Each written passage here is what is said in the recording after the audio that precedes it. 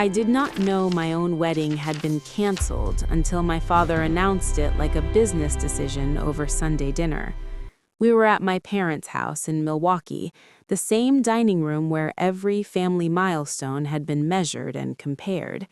The table was set too nicely for a normal meal. My mother had lit candles. My sister, Madison, sat with perfect posture and a smile that never reached her eyes. Across from me, Ethan kept his hands folded, quiet as always, the kind of quiet my family mistook for weakness. Dad cleared his throat and tapped his glass with a spoon, like he was about to toast someone. Then he looked straight at me. "We have decided your wedding savings are going to Madison." For a second, I honestly thought I misheard him. I stared at his mouth like the words might rearrange themselves into something human. My mother jumped in immediately, sweet as syrup.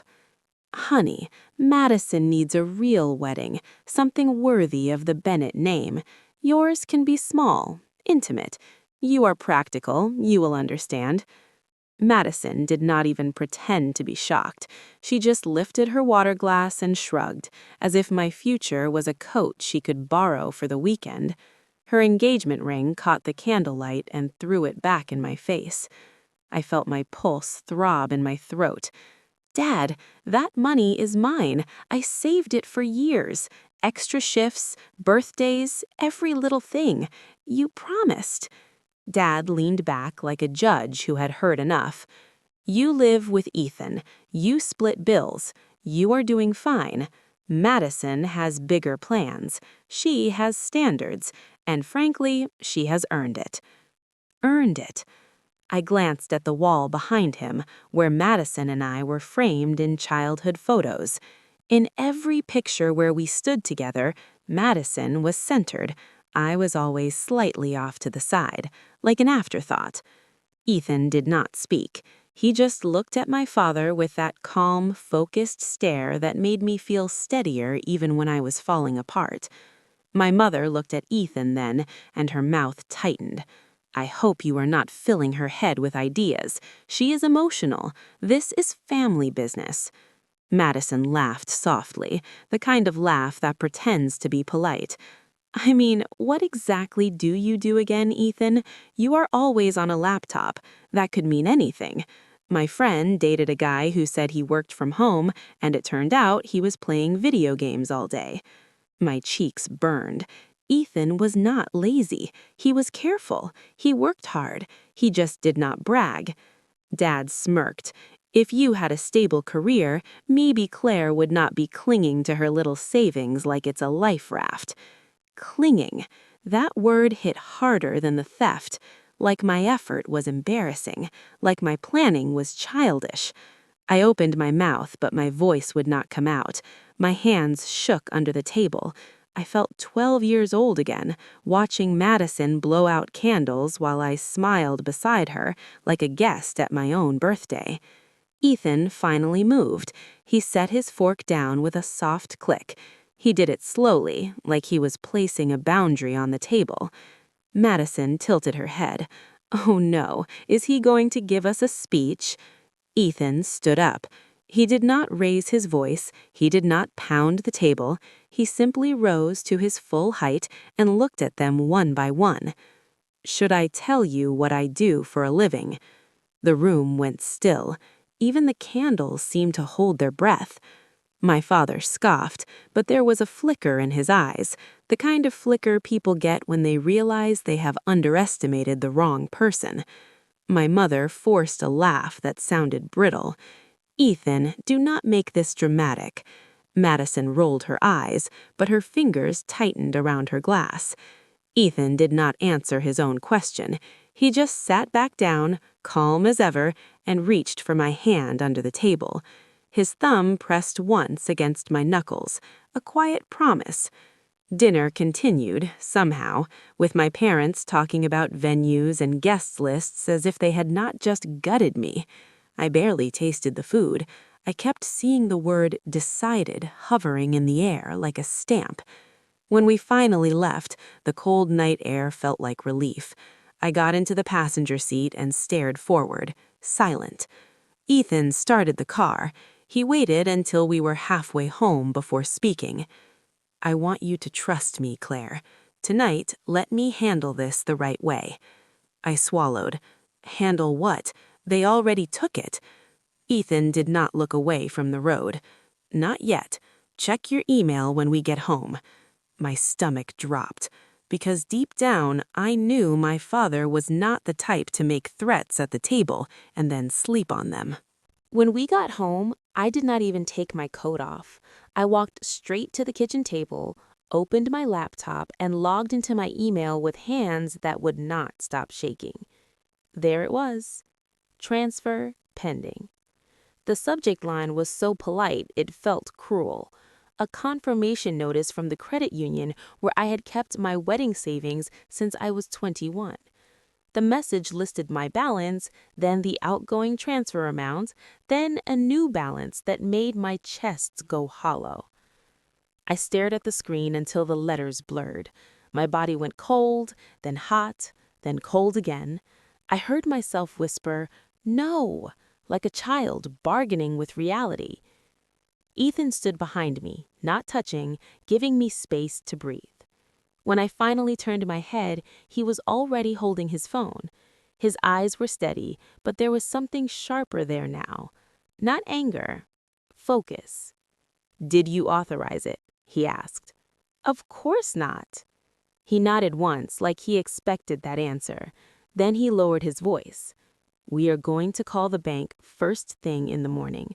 Tonight, do not message your family. Do not warn them." I wanted to scream. I wanted to drive back to my parents' house and pound on their door until the neighbors turned on their porch lights. Instead, I just sat there, watching my own money slip out of my life while the screen politely told me it was pending. Ethan crouched beside my chair and finally placed his hand over mine. "Claire, listen. Pending means it is not completed. We may be able to freeze it." My throat tightened. "How?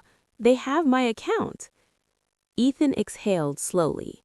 "They do not have you. They have been treating you like you are still a kid they can steer, but you are not." That was the first time all night someone said it out loud. I barely slept. Every time I closed my eyes, I heard my father say, "We have decided," like my life was a budget line he could move around. Morning came gray and bitter. Milwaukee winter always made the world feel like it had forgotten color. Ethan made coffee I did not drink. He called the credit union while I sat beside him, forcing myself to breathe through my nose like that would keep me from falling apart. After 10 minutes of hold music, a woman answered. Ethan did not let me speak first. He explained the situation clearly, without drama. Unauthorized transfer, possible coercion. He asked for the fraud department. I watched the woman type. I watched her voice change when she saw something on her screen. "Ma'am," she said carefully, "the transfer request was initiated from an authorized device. The account has an attached power of attorney on file." My stomach twisted. Power of attorney? For my account? I grabbed the phone, my voice cracking. "That is impossible. This is my money, my personal account." The woman didn't argue. She sounded sympathetic, like she had heard this kind of panic before. "It is on file under Gerald Bennett, effective last year. The documents were notarized." Last year. I set the phone down like it burned. Ethan muted the call and looked at me. "Your father prepared this." My mind flashed through memories that suddenly looked different. Dad insisting on helping me set up banking. Dad asking for my login so he could make a deposit. Dad saying he wanted to protect me if something ever happened.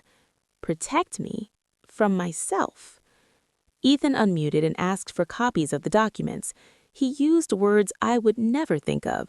Audit trail, IP log, notary details. The woman said she could email what was available, but some documents would require an in-person request. When the call ended, I sat there with my hands in my lap, numb. Ethan spoke gently. "Claire, I need you to tell me everything, not just about the money, about how long this has been going on." I swallowed and forced myself to face it. "Since forever. Madison gets what she wants, I get told to be understanding, and if I resist, they call me selfish." Ethan nodded slowly. Then he said something that made my stomach drop in a different way. "Your grandma, what is her situation?" I blinked. "What?" He held my gaze. "Yesterday at dinner, your mother said family business. Your father talked about standards. Your sister looked too comfortable taking something that was not hers. People who do that don't stop at one account. They don't stop at one person." I wanted to protest, but the truth was already crawling up my spine. Grandma Evelyn had a small trust from my late grandfather. My parents always acted like they were helping her manage it. They drove her to appointments, they signed paperwork, they made jokes about how she forgot things. Ethan stood and walked to the living room window, scanning the quiet street as if he expected someone to be watching. Then he turned back. "Call her, Claire, right now." I hesitated. Grandma didn't like to bother anyone. She always said she was fine, that she didn't want to make waves. But when I dialed, she picked up on the second ring. "Hello, sweetheart," she said, bright as she could manage. "Are you all right?" I heard something underneath her cheer, a strain she couldn't fully hide. I pressed the phone harder to my ear. "Grandma, where are you?" A pause. Then her voice softened. "I'm at the airport, honey." My heart lurched. "The airport?" She cleared her throat. "Your mother said I should meet them here early, but the lady at the counter keeps saying there's no ticket for me." The room tilted. Ethan moved instantly, grabbing his keys.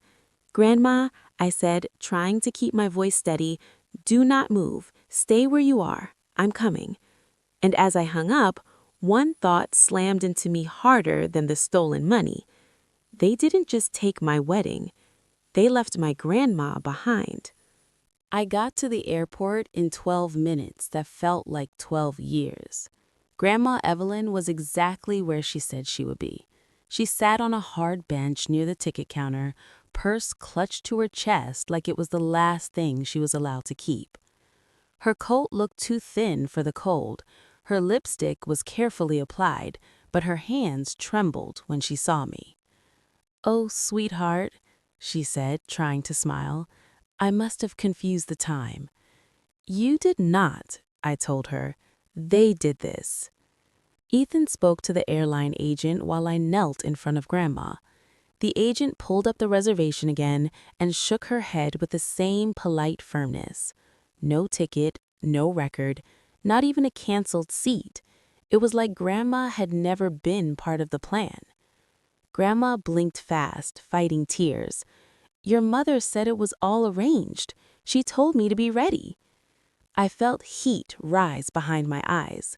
I wanted to call my mother and break something inside her with my voice.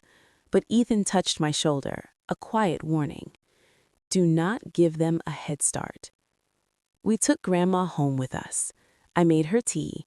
Ethan wrapped a blanket around her shoulders. She kept apologizing for being a bother. Every time she said it, something in me hardened. "You are not a bother," I said. "You are my family." Grandma looked down at her hands. I used to think being needed was the same as being loved. Maybe I was wrong. That sentence landed like a stone. After Grandma fell asleep in our guest room, Ethan and I sat at the kitchen table again. My laptop was open. My bank email still glowed like a wound. Ethan had his own screen open, lines of text and timestamps I could not read. He kept his voice low. "We have two fires, your wedding savings and your grandma's situation. They are connected. People like your father do not get bold overnight." I rubbed my forehead. Where do we even start? "We start by building a timeline," Ethan said. "Not feelings, facts." The next morning, we went to the community center attached to the library where I worked. There was a small office for a local program that helped older adults with housing, benefits, and legal referrals. I had shelved books for their workshops a dozen times. I never imagined I would walk in begging for help. A woman named Marcia Keene met us in a conference room that smelled like coffee and printer paper. She was in her early 40s, sharp eyes, no patience for nonsense. She listened without interrupting as I explained the dinner, the transfer pending, the power of attorney, and Grandma at the airport. When I finished, she slid a yellow notepad toward me. "Write down dates," she said.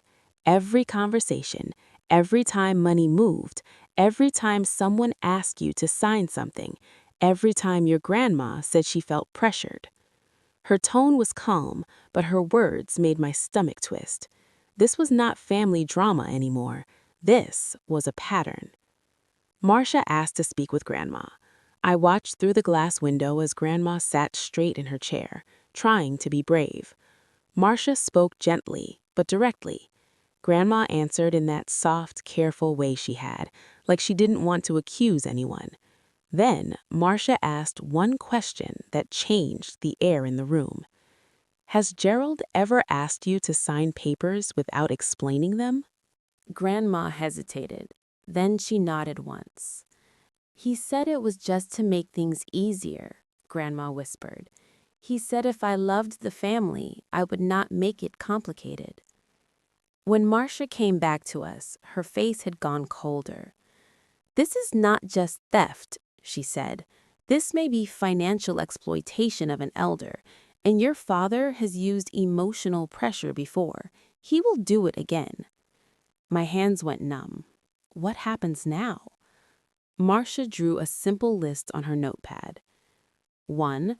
Freeze your funds if possible and challenge that power of attorney. 2. Request bank records for your grandma's trust and any withdrawals. 3. Preserve evidence, emails, texts, call logs, even small comments. 4. Choose your confrontation point, somewhere public, somewhere they cannot bully you into silence. I swallowed. I already knew the answer to that last one. Ethan spoke up. "They fly back from their trip in 3 days. They will arrive at Milwaukee Mitchell in the evening." Marcia nodded. "Airports are perfect. Cameras, witnesses, security. They will not want a scene." As we gathered our things, Ethan asked Marcia a question that surprised me. "If we find proof, can we stop future access immediately?" Marcia looked him over like she was reading him. "If we have enough, yes. Emergency protective orders exist for a reason, but you need clean documentation, no shortcuts." On the drive home, Ethan was silent. His jaw stayed tight, like he was holding back something sharp. When we stopped at a light, he finally spoke. "I pulled a public credit report on Madison last night," he said. My heart kicked. "You did what?" Ethan kept his eyes forward.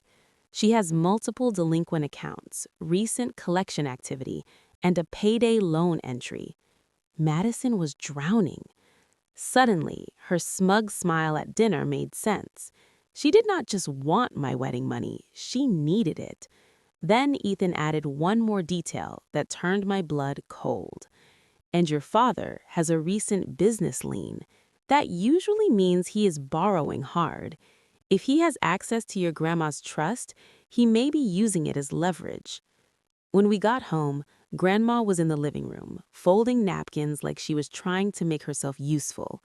I sat beside her and took her hands. "Grandma," I said, "has Dad ever taken you to the bank and told you it was just paperwork?" Grandma looked away.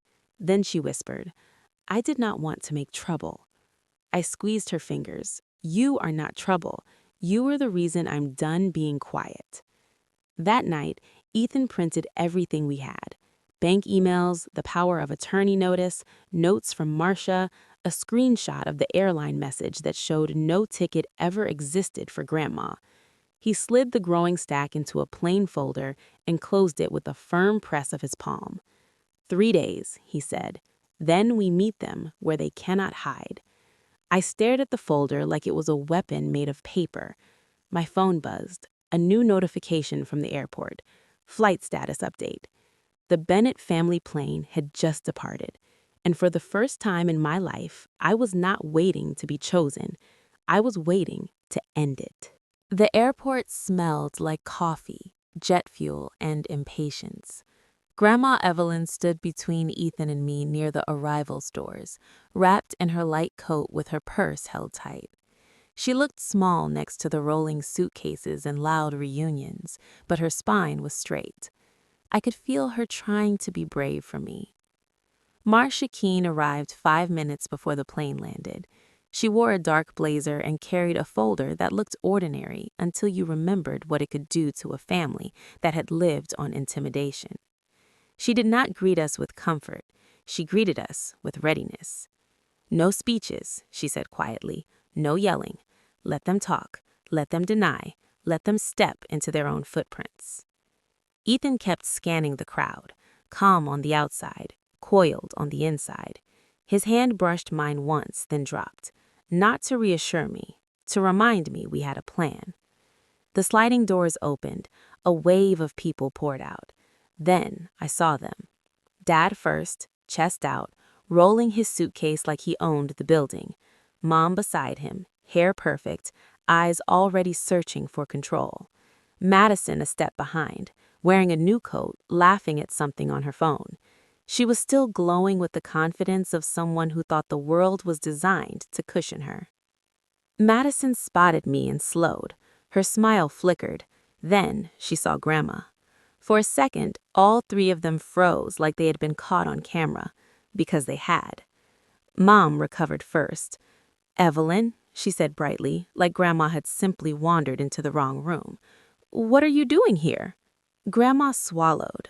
Her voice was soft but steady. "I was told to meet you. There was no ticket." Mom glanced at Dad. Dad did not look at Grandma. He looked at me. "Claire," he said sharply, "why are you making a scene?" My hands shook, but my voice came out clear. "I did not make a scene. You left her behind." Dad scoffed. "There was a misunderstanding." Marcia stepped forward. "Gerald Bennett," she said, holding up her card. "I am legal counsel for Evelyn Hart and for Claire Bennett regarding a series of unauthorized financial transactions." Dad blinked, just once. A small crack in his certainty. Mom put a hand to her chest. "Legal counsel? For what? This is ridiculous." Marcia opened the folder. "We have documentation of a pending transfer from Claire Bennett's savings account initiated without her consent. We also have evidence of a power of attorney filed on that account. We will be requesting the notarized originals and the audit trail today." Dad shifted his suitcase handle. "You cannot prove anything. That money is family money." Marcia did not raise her voice. "That statement alone is a problem. Also, we have reason to believe there have been repeated withdrawals from Evelyn Hart Trust accounts in amounts and patterns consistent with exploitation. If you would like, we can discuss this privately with airport security present, or we can proceed formally." Madison finally stepped in, eyes darting between us and the people passing by. "Oh my God," she snapped. "Are you seriously doing this here? Claire, you are so dramatic. Grandma is fine. Dad takes care of her." Grandma looked at Madison with a sadness that felt heavier than anger. "You did not forget me," she said. "You decided I was not necessary." Madison flinched like the words were hot. Dad leaned toward me, lowering his voice like he could still corner me. "Claire, stop. You are embarrassing your mother." I did not move. I did not look away.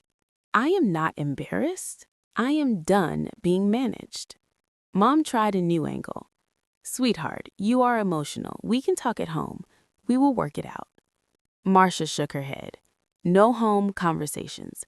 Everything goes through counsel now." Madison turned on Ethan, like she always did when she felt threatened. "And who are you to stand there acting tough? You are nothing. You sit at home on a laptop. You cannot intimidate us with a folder and a fake lawyer." Ethan stepped forward half a step. His voice stayed calm. She is not a fake lawyer. Madison laughed, too loud. Oh, please. What are you going to do? Type us to death? Ethan looked at her the way you look at someone who has not realized the floor is gone. Madison, he said, my company audits digital financial trails for institutions. We trace funds. We document patterns. We preserve evidence. That is what I do. Dad went still. Madison opened her mouth, then closed it. Her eyes darted to Dad like she was waiting for him to rescue her. Ethan continued, still calm. If you keep talking, you will say something you cannot take back. If you keep denying, you will do it on record. Marshall lifted a single page from the folder and held it out to Dad. This is a freeze request and a formal notice to cease contact with Evelyn Hart Financial Accounts. You can sign the agreement to cooperate today, or we file for an emergency protective order and let the court handle it. People were slowing down now, heads turning. A security officer was watching from a distance. Dad looked at the page like it was an eviction notice from his own life. His jaw worked as if he could chew his way out of it. Mom whispered his name, warning him. Madison stared at the paper, and the smugness slid off her face in layers. She looked suddenly young, not innocent, just exposed. Dad reached into his pocket, pulled out a pen, and hovered over the signature line. His hand trembled, and in that tiny shake, I finally saw it. He was not in control anymore. 3 days later, we met in a neutral office with beige walls, a long table, and a clock that ticked too loudly. It was not a courtroom, but it felt like one, because for the first time, my father did not get to decide what was true just because he said it with confidence. Marcia sat beside me with the same folder. Ethan sat to my other side, calm, steady, present. Grandma Evelyn sat at the end of the table with her hands folded over her purse. She wore a simple sweater and the small gold necklace my grandfather had given her. She looked tired, but she did not look small anymore. Across from us, Dad and Mom sat stiff and polished, like they had dressed for a meeting with clients. Madison sat with her arms crossed, her foot tapping like she was trying to shake off anxiety. She did not meet my eyes. The mediator introduced herself, explained confidentiality, then asked why we were here. Marcia spoke first. She laid out the facts in a clean order. Unauthorized transfer attempt from my savings, power of attorney filed without my informed consent, elder trust withdrawals inconsistent with the established pattern, airline reservation missing for Evelyn Hart with evidence of deliberate cancellation. She did not say they were monsters. She did not have to. The paperwork said enough. Dad tried to regain footing the way he always did, by sounding reasonable. Claire has always been sensitive. She exaggerates. I was only trying to protect her finances. She is young. She does not understand how expensive life is. I heard my own heartbeat, but my voice did not shake when I answered. I am 29. I have worked since I was 16. I saved that money dollar by dollar. You did not protect me. You controlled me. Mom sighed like I was being difficult on purpose. We are family. Families share. Madison was under stress. She needed support. What were we supposed to do? Let her have a cheap wedding? Madison snapped her head up. I did not ask for this, she said quickly. You offered. Marcia lifted her eyes. Madison, you accepted. And we have documentation of your delinquent accounts and collection activity. Your stress does not create a legal right to take someone else's funds. Madison flinched, as if she had been slapped with truth instead of a hand. Dad leaned forward, voice low. You pulled her credit? Ethan answered before Marcia could. Public records, nothing illegal, and it explains motive. Dad stared at Ethan like he wanted to crush him with a look. You think you are better than us because you have a company? Ethan did not blink. I think Claire deserves respect whether I have a company or not. That landed harder than any insult. The mediator asked about Grandma. Mom immediately softened her face like she was stepping onto a stage. Evelyn, you know we love you. It was a misunderstanding at the airport. The ticket system is confusing." Grandma did not raise her voice. She did not cry. She just looked at my mother for a long moment, then said quietly, "You never bought a ticket. You told me to meet you early so I would sit there alone and not bother you. That is not confusion. That is a choice." Even Madison looked away. Marcia slid 2 documents forward. Agreement 1. Claire regains sole control of her savings immediately. The pending transfer is reversed. The power of attorney on her account is withdrawn and voided. The bank confirms it in writing. Agreement 2. Evelyn's trust account is placed under independent oversight. Gerald has no access. Any withdrawals made in the last 12 months will be reviewed. Funds not authorized by Evelyn will be repaid. There will also be a new durable power of attorney drafted by a neutral attorney with Claire named as primary agent, not Gerald. Dad laughed once, sharp and humorless. "You are stealing my mother-in-law from her family." Grandma corrected him. "You were stealing me. I am taking myself back." Silence filled the room. Madison suddenly burst out, voice cracking. "Do you have any idea what it is like to have everyone expecting you to be perfect? Do you have any idea what it feels like to be drowning and still smiling because you're supposed to?" I almost felt something for her. Almost. Then I remembered my father's spoon tapping the glass. I remembered my wedding being handed away like a gift card. I remembered Grandma on that bench, clutching her purse, apologizing for existing. I looked at Madison. "You were drowning," I said, "so you pushed my head under." Her eyes filled. She opened her mouth, then shut it again. For the first time, she had no script. Dad sat back. His shoulders sagged slightly, just enough to show he understood the corner he was in. He glanced at Mom. Mom stared at the table like she could stare a new reality into existence. Finally, Dad picked up the pen. He signed the first agreement, then the second. When he finished, his hand shook again, not from fear of us, from fear of consequences. Marcia gathered the papers and slid them into her folder. "This is not forgiveness," she said calmly. "This is compliance. Any violation triggers immediate legal action." The meeting ended without hugs, without closure wrapped in pretty words. And somehow that felt healthier than the old version of love I had been fed. On the drive home, Grandma sat in the back seat, staring out at the winter trees.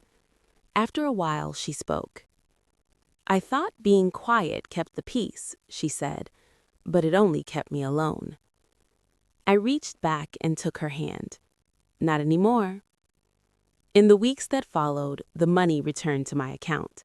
Every penny. The bank removed the power of attorney. The trust oversight began. There were uncomfortable calls. There were angry texts. There were family members who tried to guilt me back into the old roles. But the roles were gone.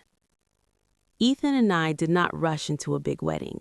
We booked a small venue at the community garden near the library, the place Grandma loved. We made it simple, honest, ours. And I started volunteering with the same program that helped Grandma. I sat with older people who had been made to feel invisible, and I listened. Because I knew that kind of silence now. I knew how heavy it was. If you have ever been treated like you were less important in your own family, I want to hear your story. Tell me in the comments. And if you want more real payback stories with quiet justice and big twists, like and subscribe to Stillwater's Payback.